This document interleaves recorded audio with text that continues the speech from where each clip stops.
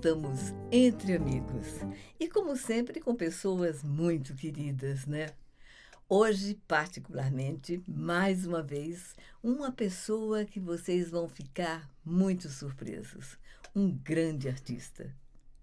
Hoje nós estamos recebendo Silvio Giraldi. Silvio Giraldi, que prazer estar lhe recebendo aqui entre amigos. Igualmente, prazer é todo meu.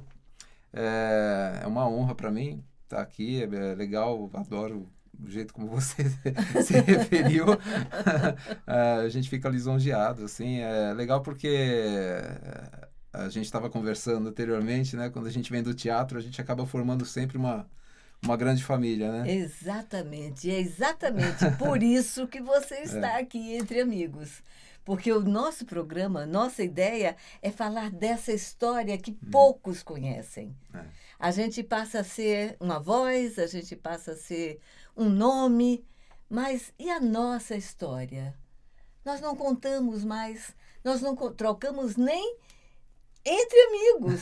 Por isso a gente abriu esse espaço, para que entre amigos a gente possa contar a nossa história. E você sabe que é interessante, logo que eu cheguei em São Paulo, que eu comecei a namorar, minha namorada ficava irritada, porque a história de qualquer pessoa no teatro é uma história de dificuldades, obviamente, porque até você conquistar uma estabilidade no teatro, ou você conseguir até uma estabilidade financeira dentro do teatro, é uma coisa muito difícil. É um grande desafio. As pessoas que passam por essa dificuldade, que passam por elencos, que atravessam produções com dificuldade, porque é sempre uma dificuldade você montar um espetáculo, você estrear, acaba ficando um laço de amizade muito grande. Sim. Porque na dificuldade as pessoas se unem. É verdade. Né? Sim. Então, cara, a gente ia no cinema, encontrava alguém. A gente ia no restaurante, encontrava alguém. A gente ia, às vezes, passear numa rua, encontrava alguém. Porque ela falava assim... Você conhece o mundo! Dá pra gente ir em algum lugar que você não conheça ninguém? Eu falava assim, putz... Ainda bem, mas eu acho que essa é a maior herança que a gente tem na vida, são os amigos que a gente forma, né? Como é? Você disse que quando você chegou em São Paulo, você não é de São Paulo. Não, eu sou de... Na verdade, eu nasci em São Bernardo, mas eu me criei em São Vicente, e na Baixada Santista. E você começou a brincar de teatro lá? Exatamente. Aquela época da adolescência, quando eu tinha... Todos nós temos dificuldades na adolescência, enfim, aquela coisa social, a dificuldade de relacionamentos e tal. Eu tinha um grande amigo na minha adolescência e a gente meio que fazia muita coisa junto. A gente andava de bicicleta, a gente ia na praia, a gente... a gente ficava fazia tudo muito junto. Então, um belo dia eu fui chamá-lo para ir à praia. O Márcio não tá. Onde é que ele tá? Ele foi lá no teatro. Ele foi fazer teatro. Eu falei, o Márcio foi fazer teatro? Aí depois eu encontrei o Márcio. Falei, Márcio, eu vou fazer teatro? Que isso? Agora eu tô num grupo amador aí, final de semana a gente ensaia. Falei, pô, mas a gente não vai na praia? Então, agora eu vou com esse pessoal aí, a gente faz umas viagens, a gente ensaia. Aí eu falei, pô... Aí eu fiquei na minha, né? Fiquei assim, pô, e agora? O que eu vou fazer, né? Aí eu falei assim, eu posso ver como é que é esse teatro? Aí ele me levou para conhecer a turma. Cara, fez toda a diferença na minha vida. Porque isso em São Vicente Isso mesmo. em São Vicente. A gente ensaiava, não sei, para quem conhece São Vicente, tem uma fábrica de vidro lá até hoje. Antigamente ela se chamava Vidrobras e pegou o nome e ficou Vidrobras até hoje, mesmo tendo se tornado uma filial da Santa Marina. E a escola onde a gente ensaiava aos finais de semana era uma escola pública atrás... que o pessoal apelidava a escola também de Vidrobras. Então, a escola ficava atrás da fábrica e a gente ensaiava lá. O nome do grupo era Vidrobras? Não. O nome era engraçado. Às vezes o pessoal tirava um sarro da gente. Era Gata. Era Grupo Alegre de Teatro Amador. Esse grupo... que legal! E depois a gente veio descobrir que esse grupo foi fundado em 1969. Tinha uma puta tradição lá em São Vicente, tinha ata de reuniões e assembleia e tal, Então... Sim, o teatro amador nessa época, ele tinha uma grande importância na formação dos elencos brasileiros, né? Quase todo mundo vem desse nascedouro, né? Do teatro amador.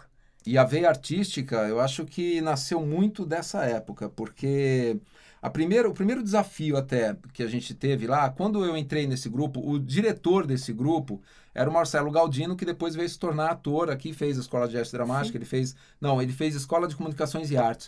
O Marcelo é um cara inteligentíssimo, e na época ele entrou para o elenco do Antunes Filho também, e fez parte daquela montagem do Romeu e Julieta que o Antunes fez aqui em São Paulo, com a sonoplastia era toda dos Beatles, não sei se o pessoal se recorda, né? Mas faz tempo. E a gente começou a ensaiar, aí procura texto, e vai daqui, vai dali. Na época surgiu uma ideia da gente montar um texto do Gianfrancesco Guarnieri chamado A Semente. E eu gostava de tocar violão por coisa de família, a gente juntava, eu meio que era autodidata, pegava aquelas revistinhas de banca de jornal também, tocava. Então, no grupo de teatro, eu era uma das pessoas que tocava violão. E aí, quando surgiu a ideia da gente montar a Semente, o Marcelo falou assim, a gente precisa de alguém que faça a música da peça. E aí, tinha eu, mas os caras ali, foi um desafio. Eu falei, como assim fazer música? Eu falei, fazer música, criar? Eu falei, nossa... Falei, nunca tinha pensado nisso também. Com 16 anos eu comecei a compor. Olha aí. E mais um lado artístico também. Aí, o Marcelo teve que fixar a residência em São Paulo, porque ele já estava fazendo Antunes Filho, a carreira dele começou a deslanchar. E nessa época, depois que o Marcelo veio para São Paulo, ele não podia ficar com a gente, apareceu um novo personagem que se tornou meu grande padrinho no teatro, que foi o Eliel Ferreira. O Eliel, sim, fazia a Escola de Arte Dramática. O Eliel era um cara batalhador, filho de pais operários que foram, tipo, precursores lá em São Vicente. Chegaram lá ainda quando São Vicente era um matão só.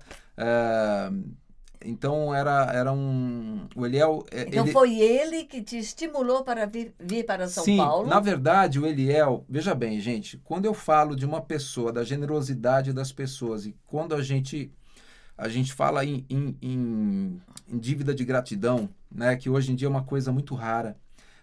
As pessoas hoje, as crianças, eles parece que não esqueceram o que é a gratidão. É verdade. Então, o Eliel é um cara especial. Porque com a simplicidade dele, primeiro que ele era cosipano, ele trabalhava na Cosipa, era uma siderúrgica. Ele demorou 5 anos para convencer os professores da IAD que ele queria fazer a IAD. Porque a IAD é um curso tão difícil de você entrar e tão difícil de você... As pessoas que trabalham na IAD, elas fazem aquilo com tanto amor que elas querem ter certeza que você vai fazer a escola até o fim. Que você vai ter uma responsabilidade com o curso que elas estão oferecendo. E é um número muito grande de candidatos.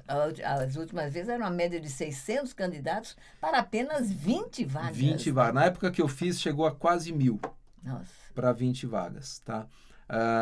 E o Eliel... Ele fez, obviamente, com dificuldade, mas assim, na 5ª vez que ele prestou IAD, o pessoal falou assim, não, peraí, esse cara, ele realmente quer. Então, e aí, depois que ele entrou na IAD, o que ele fazia? Ele falava assim pra gente, vocês estão fazendo teatro amador, mas vocês têm que ver teatro profissional. Então, quando as companhias de teatro iam para Santos, a gente pegava o nosso grupo de teatro amador e ele falava assim, a gente vai oferecer ajuda para esses caras, porque fatalmente eles vão nos dar ingressos para ver a peça. Então a gente ia ajudar a descarregar o cenário, a gente ia ajudar a montar o cenário. Que maravilha. Aí, e que escola, né? Sim. Que escola. Aí, olha só, e numa das vezes que a gente estava nessa de ajudar as pessoas, as produções que iam para lá, uma das produções que foi um espetáculo chamado Quando o Coração Floresce, que era com a Eva Vilma e o Carlos Zara, com direção do Paulo Altran.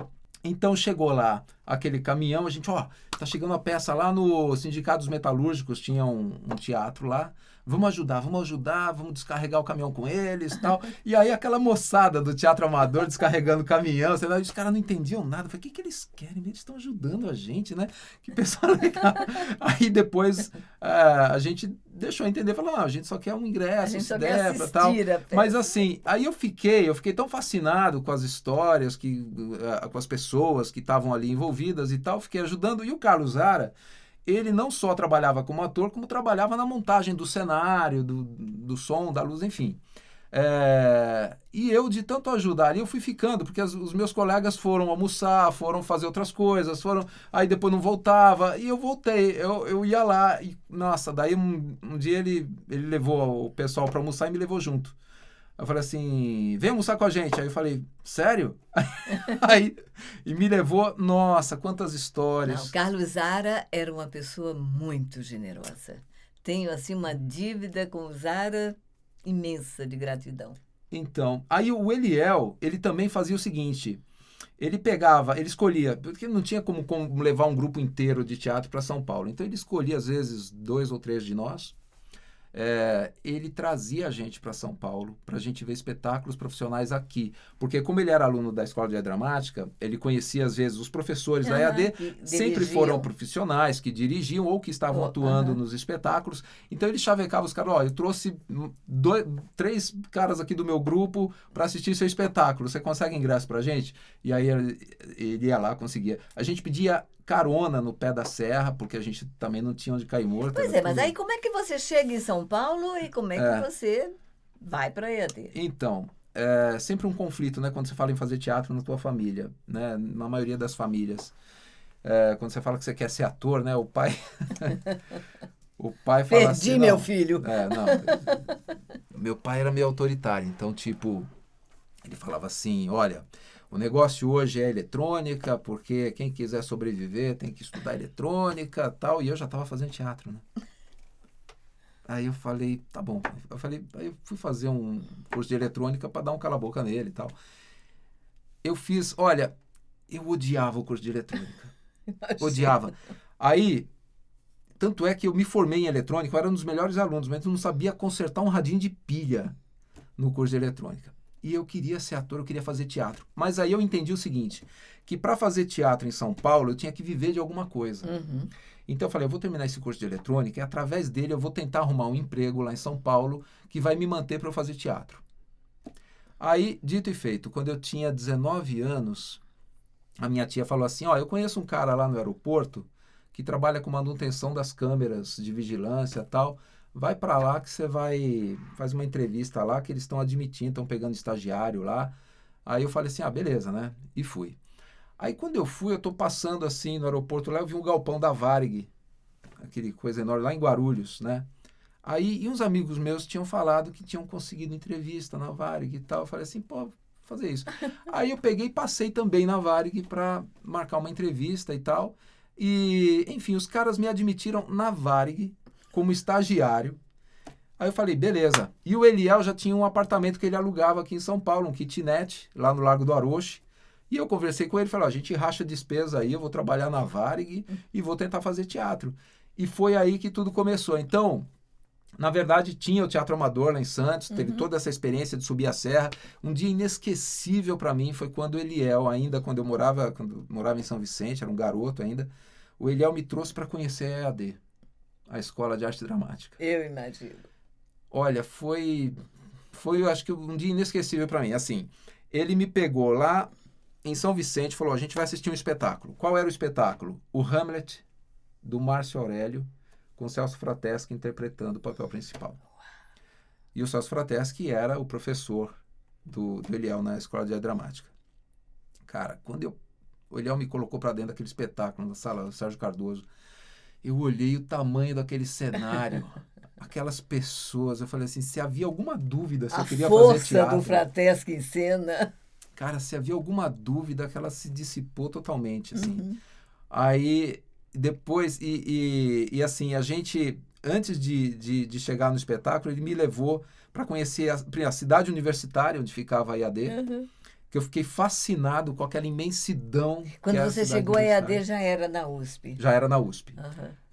Isso eu estou falando de 1986, 85, 86, que foi esse passeio. Aí a gente desceu ali, aí ele me levou no prédio da Escola de Arte Dramática, no horário de aula. Assim, à tardezinha, assim, o pessoal tava ensaiando cenas, esgrima. Tá, aí você entrou na EAD. Se eu deixar você contar capítulo por capítulo, a gente não acaba. É verdade. É uma história linda. É verdade. Mas aí você entrou na EAD. Fazendo a EAD, Como é que você foi se percebendo como ator? Então, Porque aí é um outro momento, né? na verdade, assim, eu entrei na EAD na segunda tentativa. Eu vim conhecer, né? Vim conhecer a Escola de Dramática, consegui meu emprego para me sustentar na Varig, e onde eu consegui entrar para começar a minha pesquisa, o meu estudo no teatro, foi no Antunes Filho. Assim, eu prestei tanto a EAD quanto o Antunes. Na EAD eu fui reprovado, no Antunes eles acharam que eu podia fazer parte de 2 projetos. Aí eles me colocaram no Antunes, e o Antunes, com aquela exigência dele, logo que você entra, você tem uma lista de livros para ler, uma lista de filmes para assistir. Então, é um trabalho de pesquisa e tal. Eu aguentei poucos meses no Antunes. Por quê? Porque eu tinha que trabalhar na Varig. Então é assim, eu trabalhava na Varig naquela época, da meia-noite às 6 da manhã. O Antunes me colocou em 2 projetos. Um que era das 8 ao meio-dia e o outro que era das 6 da tarde até as 10 da noite. E eu trabalhava das 6 da meia-noite às 6 da manhã. Falei, que hora que eu vou dormir? Eu dormia assim, naquele horário que era do almoço. Exato. E nem então, dava tempo. Consequência, eu comecei a dormir nos ensaios. Já que na Varig você não podia. Então, exatamente. Então, aquilo foi constrangedor para mim, mas antes que eu saísse do Antunes, deu tempo ainda de eu pegar uma bagagem com todos os livros que ele deu, sobre dialética, os filmes, eu fui assistir os filmes que ele indicou. Então, quando eu fui prestar EAD da segunda vez, eu já tinha outra bagagem. Com certeza. Então, aí eu consegui entrar, o desafio de entrar na Escola de Arte Dramática é imenso, essa concorrência. Então, é uma conquista quando você entra, realmente, né? Mas eu continuei trabalhando e fazendo a Escola de Arte Dramática. Não havia ainda a perspectiva de fazer dublagem. Aí dali você foi para o palco. Então, dali eu fui para o palco. Aí eu fui trabalhar com o Celso Frateschi, que eu tinha visto no palco, com o Yakov Hillel. O Frateschi e o Yakov, eles têm essa coisa de trazer os talentos para as companhias, para os espetáculos deles. Foi fantástico, assim. Eu tenho uma história também, devo muito a eles também, que me formaram. O Janot também era professor nessa época, Milene Pacheco, Leila Cury. A Leila Cury, ela tinha mimeografado a árvore genealógica da mitologia grega. Então... Qual o espetáculo mais importante como ator você fez? Que tenha ali marcado como ator. Espetáculo. Olha, eu fiz um espetáculo que eu tive um crescimento imenso, assim. Você fazer 25 espetáculos na Escola de Arte Dramática é uma coisa difícil, porque geralmente os espetáculos são curriculares, você faz algumas apresentações e o espetáculo morre. Porque é tudo feito no intuito acadêmico, na coisa de formar o ator mesmo, né? E naquela época nós fizemos um espetáculo chamado A Importância de Ser Prudente, do Oscar Wilde. E nós tivemos 25 apresentações. A minha apresentação foi tão fraca nos primeiros espetáculos que eu fui reprovado. Uau! Eu fui reprovado em interpretação. Então, aí, foi uma vergonha como você se sentiu? Envergonhado completamente, mas eu não parei de trabalhar. Assim, as pessoas que me conheciam naquela época, as pessoas vinham falar comigo, falaram, olha, poxa, que tal? Porque eu estava com 20 e poucos anos e tinha que fazer um personagem que tinha mais de 70. Faltava maturidade. Maturidade, né? exatamente, trabalho de corpo. E aí as pessoas começaram a falar para mim sobre trabalho de corpo, assim, a postura, como eu poderia buscar esse personagem, que registro de voz eu poderia... Daí que eu falei... registro de voz, eu nunca pensei em mudar minha voz para fazer um personagem de 70 anos, mas é óbvio que você tem que mudar. Claro. Aí eu comecei a ver outras possibilidades do meu... Você começou a ver que o ator era muito mais do que se fingir de personagem. Isso, exatamente. E aí, eu lembro que a questão da avaliação já estava definida, eles vão no segunda apresentação ou terceira, que eles avaliam você e acabou. Então não tem a avaliação na verdade, depois que você estreia, do crescimento ao longo da temporada. Mas assim, eu sei que eu cresci demais, porque assim, eu descobri um jeito de postura, eu descobri depois uma voz pro personagem, claro. Eu descobri, o Yakov odiava eu passava no cabelo um negócio branco, que era um negócio de pintar sapato. Nuguete. Pra deixar meu cabelo grisalho, ele me dava uma bronca, tira isso! E quem me dirigiu nessa época foi um cara chamado Oswaldo Boareto. Boareto, claro. Que foi dublador. Querido Boareto. Que foi dublador. Eu descobri que ele foi dublador depois. Entendeu? E aí eu vou fazer um link, vocês depois não esqueçam disso. Para fazer esse espetáculo do Oscar Wilde, que era uma peça inglesa, nós assistimos um filme chamado Uma Janela para o Amor. Uhum. Eu estou falando e vocês vão saber mais tarde por quê. Que tem todo o vaudeville, que tem o comportamento inglês, o comportamento da classe social alta e tal, daquela cultura inglesa que precisava para fazer esse espetáculo da maneira que deveria, né? E depois que eu fiz esse espetáculo, eu fiquei um ano parado por conta disso, por causa dessa reprovação. Óbvio que eu fui até o fim do ano, mas quando eu fui voltar, uma classe inteira lá da EAD havia sido reprovada por falta, que eles boicotaram um determinado professor. Aí você parou um ano. Fiquei parado um ano. Mas aí, obviamente, continuei a minha pesquisa, continuei a buscar informações o tempo todo na USP. Aí eu fui morar no CRUSP, porque eu mostrei lá um atestado de pobreza, os caras mandaram assistente social lá na minha casa para ver, e eu morei no CRUSP nessa época. Aí você voltou para a EAD, finalizou a tua formação. Na minha volta para a EAD, era um espetáculo que eu fiz chamado Beijo no Asfalto com o Dávolas Pet. Minha estreia como profissional.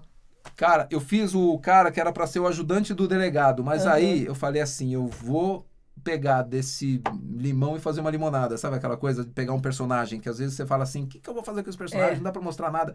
O meu trabalho foi ficando tão bom, a composição que eu fiz, eu comecei a achar trejeitos, eu comecei a achar coisas que esse personagem faria em cena, e o Adávolas, ele gostou tanto do trabalho que eu comecei a fazer, que ele começou a tirar texto do delegado e passar para mim. Ele começou a criar texto para eu falar no personagem, de tão legal que foi ficando. E as pessoas falavam, as pessoas comentavam. E aí você comprovou aquela famosa frase. Tirei a maior nota. Não há pequenos personagens. Exatamente. Né? Há grandes atores. Exatamente. Né? E aí eu tirei a melhor nota daquele ano no espetáculo que eu estava fazendo.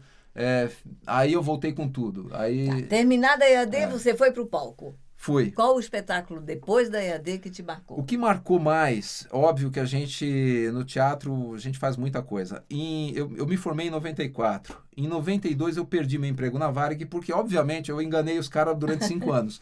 Mas, assim, eles sacaram que eu era ator, eu tinha uma carreira artística. E, assim, o pessoal que trabalha numa empresa investe nisso. O pessoal vai fazer curso de inglês, o pessoal vai fazer curso técnico, o pessoal vai... Eu ia estudar teatro. Então, era incompatível. E aí... Qual foi esse espetáculo? O que me marcou mais foi os Lusíadas. Por quê? Direção? Os Lusíadas, direção... Eu tive 2 diretores nos Lusíadas e se eu falar que um foi melhor que o outro, eu vou estar mentindo. Um foi o Yakov Hillel, da primeira montagem, e a segunda montagem com o Márcio Aurélio. Os 2 me marcaram muito. Primeiro porque o Yakov sempre foi um cara que me desafiava na EAD. Mesmo quando eu acho que ele foi uma das pessoas que me reprovou, e realmente o espetáculo que eu fiz estava uma porcaria e eu merecia ser reprovado mesmo naquela apresentação. O Rodrigo Santiago também, que foi uma pessoa importantíssima, foi uma das pessoas também que me deram nota baixa. E quando eu voltei com uma nota ótima, eu falei assim, e agora? Eu fui tentar esfregar na cara do Yakov, ele falou, você fez um tipo, isso aí qualquer um faz. Aí eu falei, putz, grilo, né? E ficou aquele desafio, né? Quando eu estava me formando na Escola de Arte Dramática, que eu estava procurando um estágio, eu tinha que me encaixar numa montagem. O Yakov conseguiu para mim um estágio. O Yakov, não sei se ele se compadeceu da minha situação, ele conseguiu para mim um estágio com o Antônio Abujanra, para ser assistente de diretor do Antônio Abujanra. Olha! No espetáculo... Que escola! Sim, aí, poxa, eu falei que... aí eu fiquei... ao mesmo tempo que tinha um desafio, eu fiquei com uma dívida com o Yakov, né? E aí, quando foi a montagem dos Lusíadas, com a produção da Ruth Escobar, o Yakov, ele abriu testes. Eu lembro que a minha namorada, na época, me ligou e falou assim, olha, tá tendo uns testes ali e tal, e ela falou o nome do Yakov, o diretor vai ser o Yakov Hillel, uma coisa assim. Eu falei assim, o Yakov? Eu falei, pô, ele foi meu professor. Eu falei, eu vou lá fazer teste, né, meu? Sei lá, arrisquei. E na EAD eu tinha feito alguns musicais também, né? Que foram legais. Nossa, foi tão marcante. Cada espetáculo que eu fiz. Eu trabalhei com o Gianni Ratto. Eu também.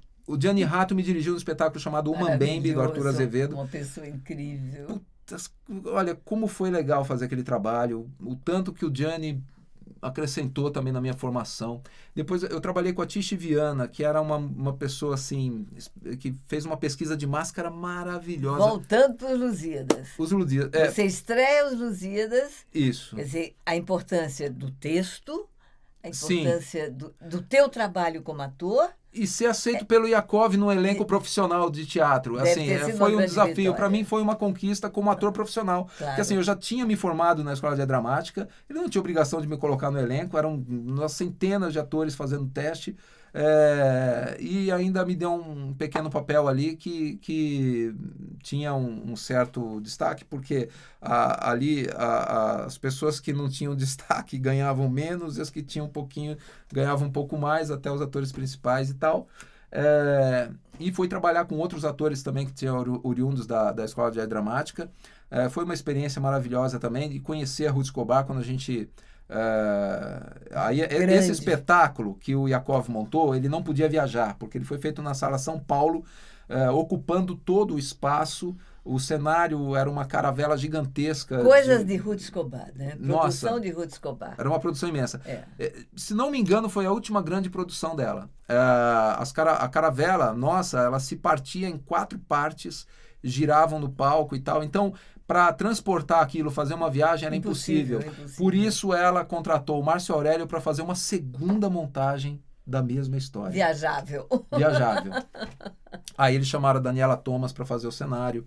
Eles chamaram aí o Márcio Aurélio para dirigir, a Valderez Cardoso para escrever o texto. Muito bem. Aí você vai para o teatro, começa como ator, e quando entra a dublagem nessa história? A dublagem, nessa época, ela já tinha entrado. Por quê? Na Escola de Arte Dramática, quando a gente fazia a Escola de Arte Dramática, alguns colegas meus já estavam se enfiando na dublagem. Quando eu perdi o emprego na Varig, eu ainda tinha 2 anos para me formar. Então, eu fui trabalhar do quê? Eu fui trabalhar com restauração de cenário.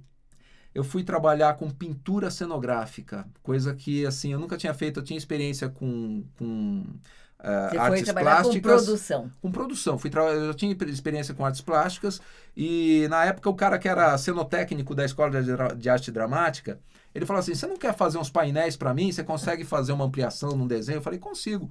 Aí fiz, foi legal. Aí ele me apresentou para um cara que era cenógrafo, o Renato Scripiliti, que até hoje ele faz grandes cenários e tal. E aí eu fui trabalhar fazendo pintura para os cenários dele, fazendo efeito de envelhecimento, marmorização. E aí, através desse trabalho, eu conheci o Rossi, que também tinha sido aluno da EAD, que também trabalhou com Ulisses Cruz e que fazia escola de samba. Ele trabalhava na Vai Vai, fazendo adereços, esculturas para Vai Vai. Aí o Rossi, eu pintei um cenário uma vez com o Rossi, que ele estava também trabalhando na produção, e o Rossi falou, você não quer trabalhar no barracão da escola de samba? Lá eu estou precisando de ajuda e tal. Quando entra a dublagem nessa história? Exatamente. É isso que eu ia falar. O ator precisa fazer tantas coisas para sobreviver que a dublagem, eu olhei aquilo como mais uma possibilidade de fazer uma grana, de poder me manter. Mas quem te levou para lá? Então, aí eu soube que, na época, estava o Denis Vitorazzo fazendo, eu tinha alguns alunos da Escola de Dramática, a Cláudia Carli também era da minha turma, e esses caras estavam indo, falaram da Alamo. Aí eu procurei a Alamo, naquela época não tinha internet, né? Eu procurei onde que era a Alamo, com quem que eu falava, cheguei na Alamo, eu entrei na Alamo, e eu liguei antes, eu consegui o telefone, liguei antes e falei que eu era aluno da Escola de Arte Dramática e, cara, como a Escola de Arte Dramática abre portas. Nessa hora, você fala assim, bom, se ele é aluno da Escola de Arte Dramática, ele deve ser, no mínimo, um bom ator. Então, eles me deixaram estagiar na Alamo, e isso faltava 1 ano para me formar na EAD. Então, eu já podia pegar um DRT provisório. Na verdade, faltavam 2 anos para me formar na EAD, mas no último ano da EAD, você já pode pegar o DRT provisório. Então, eu falei assim, então eu vou estagiar aqui na Alamo até o próximo ano, isso era 92. No próximo ano, que era 93, eu tirei meu DRT provisório, com uma declaração da Escola de Arte Dramática, e aí eu comecei a dublar na Alamo, né? Depois, em 94, aí eu me formei, e aí abriram as portas para mim. Eu tive coragem de fazer testes em outros lugares. Aí eu fui na Megasom, na Dublavídeo, e comecei a fazer. Gente, era assim, mais uma coisa. Então, naquela época eu fazia dublagem, eu fazia teatro infantil, fui trabalhar com a filha do Carlos Alberto Sofredini, que também eu conheci na Escola de Arte Dramática. A Renata, a gente trabalhou na Escola de Arte Dramática, eu havia montado o Guarani, do Carlos Alberto Sofredini, que foi uma experiência fantástica. A linguagem do Sofredini para o teatro, ele assim, é como se ele fosse algo do nível de Stanislavski no Brasil, Meyerhold, quando você fala desses caras que pesquisam a linguagem da interpretação, sabe? Você fala de Brecht, Meyerhold, você fala de Stanislavski, você fala de Diderot, você fala de Sofredini aqui no Brasil. Porque ele pesquisou, ele teve um trabalho de pesquisa de linguagem teatral que ninguém copiou, que ninguém faz. Aliás, tentaram copiar. O que a gente está percebendo, pelo que o Giraldo está falando, é exatamente esta gama que a gente sempre fala, imensa, que o ator tem. As grandes possibilidades de trabalho. Quando o ator diz, eu não trabalho, ninguém abre a porta para mim. Cadê a porta que você não bateu? Isso. Não é? Nossa, fantástico isso que você falou. Fantástico.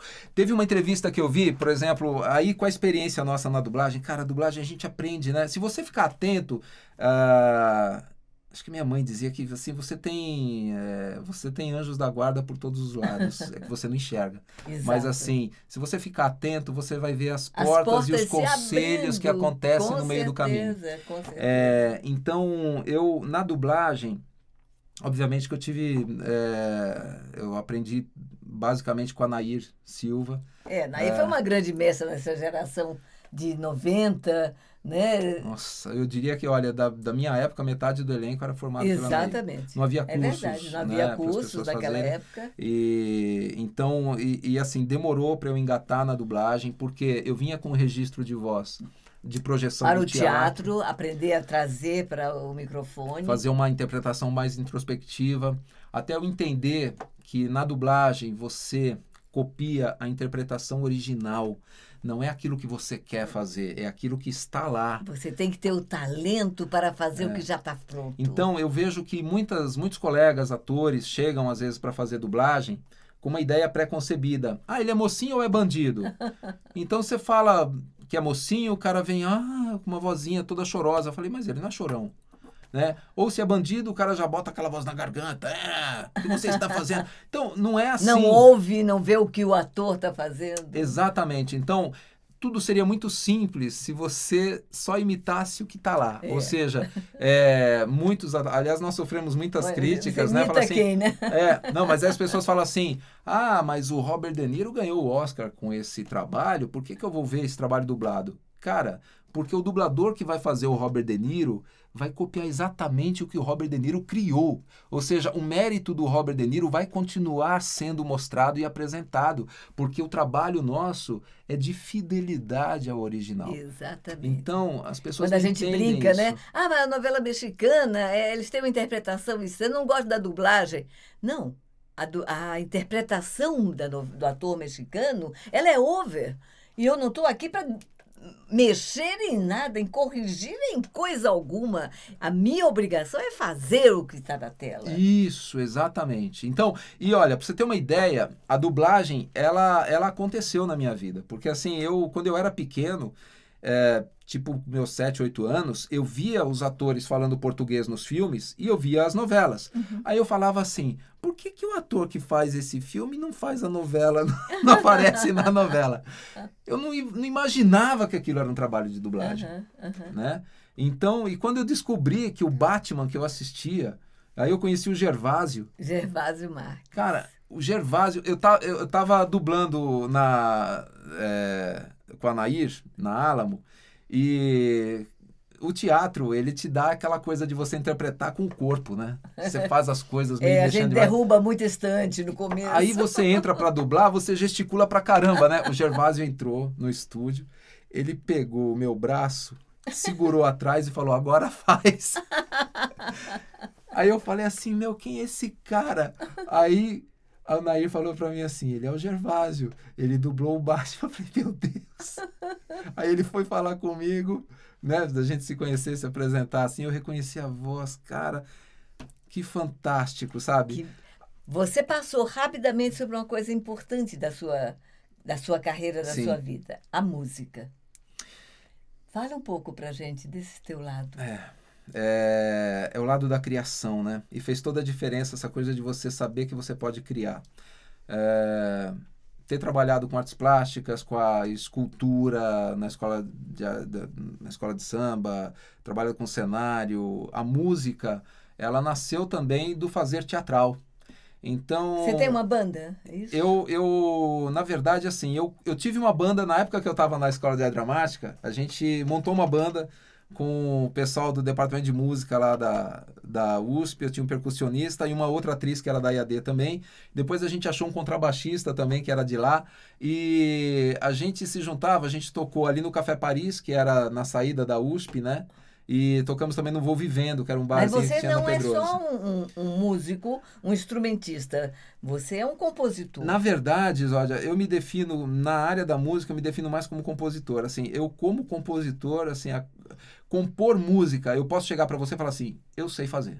Você compõe, canta e é Canto. instrumentista. Eu sou um cantor razoável, não sou excelente, mas instrumento também sempre fui autodidata, então não tenho a teoria musical para mim, é uma coisa muito difícil, mas que às vezes me limitou, mas também me ajudou a criar. Por quê?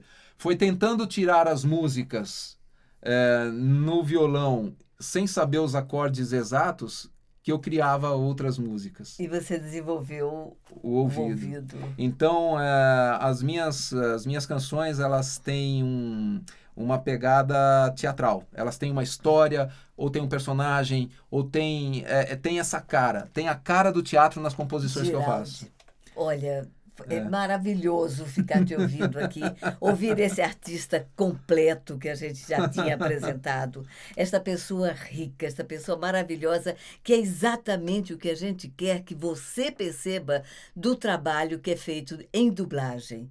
Como vem, da onde vem esse final, esse resultado final que você gosta? Vem de talentos como o do Silvio Giraldi. Quero te agradecer muito, Nossa. muito, muito, muito você ter vindo aqui, ter passado essas informações tão ricas para quem está nos ouvindo.